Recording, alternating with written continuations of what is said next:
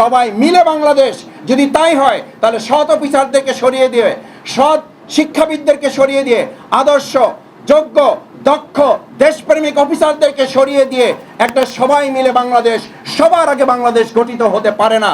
5 দিনের মাথায় তারা জামিন পেয়ে যায়, এটা রীতিমতো জুলাই শহীদদের প্রতি বিশ্বাসঘাতকতা ছাড়া আর কিছু হতে পারে না। এবং আমরা সেদিন লক্ষ্য করেছি মেধাবী, যোগ্য, সৎ, চৌকস নেতৃবৃন্দকে দেখে দেখে তাদেরকে হত্যা করার মধ্য দিয়ে বাংলাদেশকে একটা মেরুদণ্ডহীন বাংলাদেশে পরিণত করার ষড়যন্ত্র করা হয়েছিল। আজকে আমরা লক্ষ্য করছি সিটি কর্পোরেশন, বিশ্ববিদ্যালয়, বিভিন্ন সচিবালয় সৎ, দক্ষ, যোগ্য, দেশপ্রেমিক নেতৃবৃন্দকে সরিয়ে দিয়ে একটা দলীয় সরকার প্রতিষ্ঠার জন্য ষড়যন্ত্র করা হচ্ছে। জনগণ অত্যন্ত ঘৃণার সাথে এই সমস্ত পরিকল্পনাকে প্রত্যাখ্যান করতে চায়, কারণ আমাদের সকলের কথা ছিল সবার আগে বাংলাদেশ, সবাই মিলে বাংলাদেশ।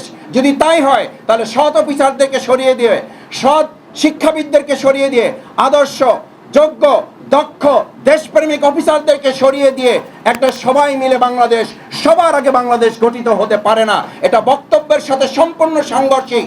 আমি আরেকটা কথা বলে শেষ করতে চাই। আমরা লক্ষ্য করছি আমাদের বিচারের জায়গাগুলো আস্তে আস্তে সংকুচিত করা হচ্ছে। যারা সুন্দর সুষ্ঠু বিচার করছিলেন সেই জায়গাগুলো সরিয়ে দিয়ে দলীয় লোক বসানো হচ্ছে, আপত্তি নাই।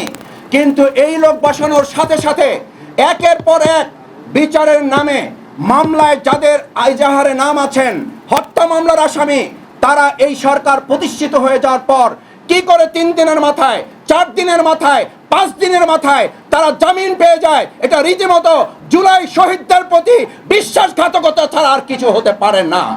এবং আমরা এটাও লক্ষ্য করছি, কেউ কেউ আমাদেরকে বলেন মাসুদ ভাই চকলেটের যেমন দোকান খোলে, ফুচকার যেমন দোকান খোলে, আমাদের বিগত দিনের ফ্যাসিস্ট আওয়ামী লোকেরা বর্তমান একটা সরকার প্রতিষ্ঠিত হওয়ার পর এরকম কিছু কিছু খুচরা দোকানও খোলা শুরু হয়েছে।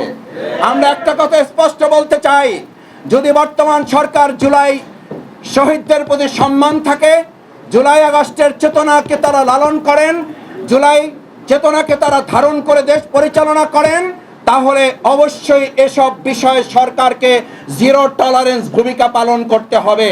আমরা জানি না, একদিকে আমরা দেখি বর্তমান সরকারে যারা নিয়োজিত হয়েছেন তাদেরকে সেই ফ্যাসিস্ট আমলের লোকেরা ফুল দিয়ে বরণ করছেন, আর একদিকে সরকারেরই অংশ আইজিপি নিজে বলছেন একটা নিষিদ্ধ ঘোষিত সংগঠন চলতে পারে না, চলার কোনো সুযোগ নাই।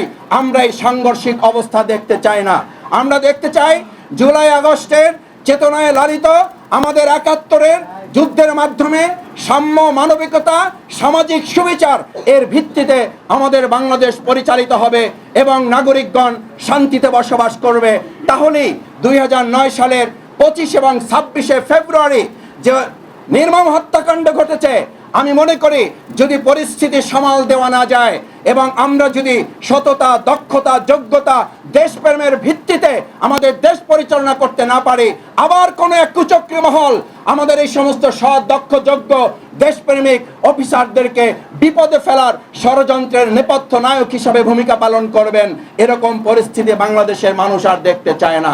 তাই আসুন, আমাদের 2009 সালকে সামনে রেখে যদি আবার 17 বছরের সেই পিছনের বাংলাদেশে আমরা ফিরতে না চাই, অবশ্যই আমাদের সৎ, দক্ষ, যোগ্য সেনা, আমাদের যারা দেশপ্রেমিক অফিসার, তাদেরকে দিয়ে বাংলাদেশ পরিচালনায় ভূমিকা পালন করতে হবে। আমি প্রধানমন্ত্রীর শেষ শব্দটি বলে বক্তব্য ইতি টানতে চাই। তিনি তার 3টি মৌলিক বক্তব্যের মধ্যে এটাও বলেছিলেন, প্রশাসনে দক্ষতা, যোগ্যতা, সততা হবে অগ্রাধিকারের ভিত্তি। আমরা তার কথার সাথে বাস্তবতার মিল দেখার জন্য আরও কিছুদিন এদেশের জনগণ অপেক্ষা করতে চায়।